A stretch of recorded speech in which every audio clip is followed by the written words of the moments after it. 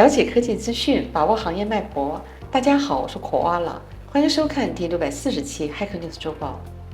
首先介绍的是一种新式设计工具 Noya。与 Figma 等工具不同 ，Noya 的使用者只需要画出简单的线框图区域，再补充少量文字描述，就能够快速产生 UI 设计稿以及对应的代码。这种交互方式让使用者投入画线框图级别的时间，就能够获取高保真的设计稿。项目创始人表示，之前在 Airbnb 开发设计工具的经验，使他们最终积累出了 Noya 这个产品。Highlight 是一个 Web 应用监控服务，本周他们也将产品代码转为开源的方式进行维护。Highlight 主打的 Session Replay 功能，除了能够回放用户操作记录之外，还提供了全面的搜索能力以及隐私保护能力。希望自建同类监控服务的小伙伴可以尝试一下。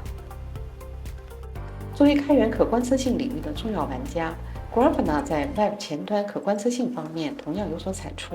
Faro 是 Grafana 开源项目矩阵中的一员，通过简单的配置，就可以在 Web 前端应用中采集日志、异常、自定义事件等数据，并与 Grafana 的可视化套件相配合，观测应用运行状态。Loudspeaker 是一个开源的客户旅程自动化平台。所谓客户旅程，包括企业与客户间的所有消息，例如营销、销售、交易、访问网站等。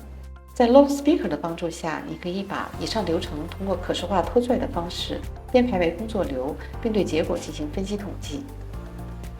视频网站除了视频还能上传什么？